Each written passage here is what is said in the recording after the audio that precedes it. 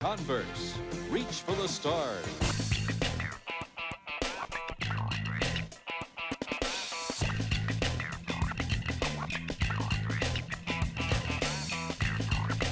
Converse is the shoe from my childhood, all the way through. Now there's a steal by Murr. Fantastic move by the Doctor. I've been associated since 1974, better than 30 years, and it's been a happy experience for me.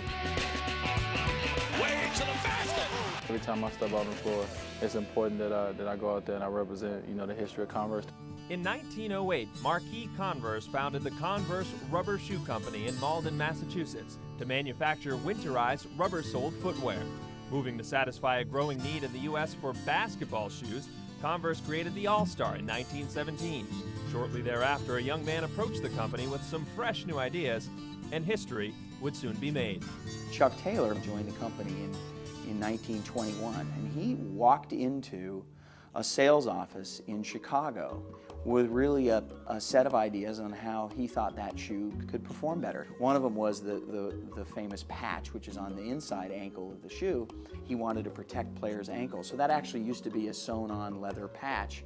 Well, Marquis Converse, the founder of the company, was so impressed with what he'd done to improve the product that he put Chuck's name on the product in 1923. From that day on, Chuck sort of became the ambassador of basketball in America. He's kind of a Johnny Appleseed of basketball. Other shoes by other companies existed on the market, but the All-Star was a true phenomenon.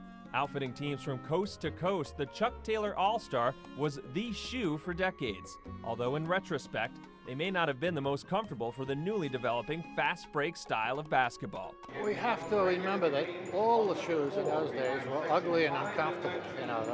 Those black canvas high tops.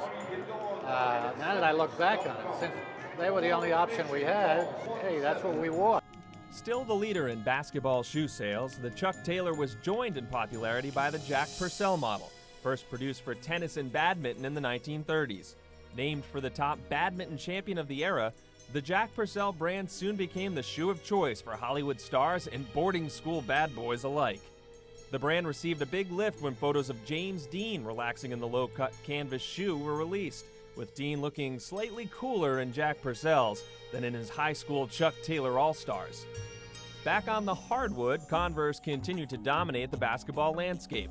Chuck Taylor spread the Converse word through countless basketball camps. The Converse Basketball Yearbook profiled high school and college teams from around the country. For his contributions to the game, Chuck Taylor was inducted into the Basketball Hall of Fame in 1968, the same induction class as Red Auerbach.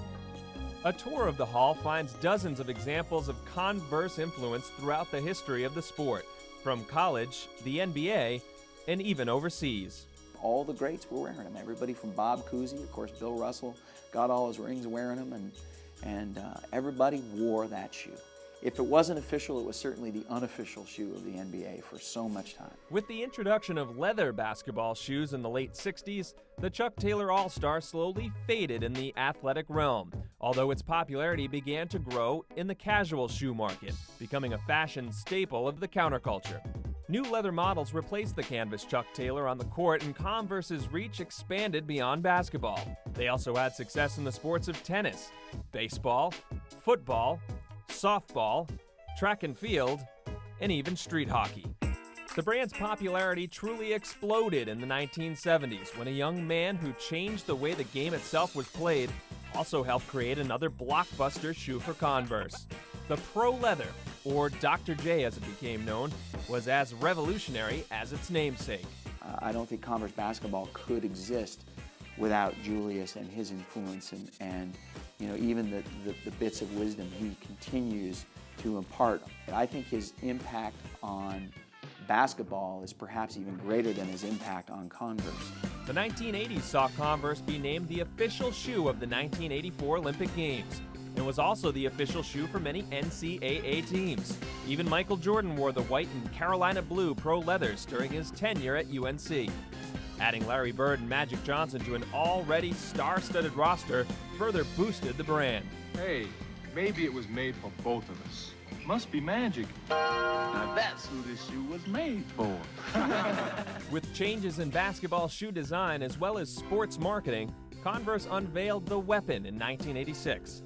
Proving to be yet another massively popular product for Converse, advertisements for the Weapon prominently feature the ongoing rivalry between the two greatest stars of the time, Larry Bird and Magic Johnson. The success of the Weapon cemented Converse's grip on the NBA. I think it was a dominant brand because out of the top 12 players in the NBA, they probably had 6 of them all in one shoe. Mark Aguirre is a lifelong Converse wearer, moving from the Weapon to the next big seller, the Cons, which fit right in with the Detroit Bad Boys image. What do you want? Guy didn't call the pick. He's a con man. No, that's Cons. If nice guys finish last, where does that leave us? I'm a fan of greatness, man, and Larry and Magic and Dr. J, and, guys like that, was great players. But, it was a lot of players that wore Converse that, a lot of people don't even know about. I was a fan of Larry Johnson when he had the grandmama. So over the course of Converse, there's so many guys that you was a fan of. It's just amazing. The Grandmama ad campaign may have been the last great success for Converse. After 70-plus years of dominance, the ride ended in the late 80s and early 90s. Models developed at a new multi-million-dollar biomechanics lab did not sell well. The retirement of Bird and Magic, coupled with the questionable endorsement signings of Latrell Sprewell and Dennis Rodman, took a lot of luster out of the Converse lineup. With the arrival of Nike's Air Jordans, Converse found itself on the outside looking in and eventually filed for bankruptcy in 2001. The company was not able to predict what Nike would bring to the game, and nobody can dispute that Nike has created this industry that we continue to all work in. But all was not lost for Converse. Tomorrow, we'll see how an old classic, its design is timeless, and a brand new superstar, Converse was just getting back in basketball when I came in 2003. would put Converse back on the map.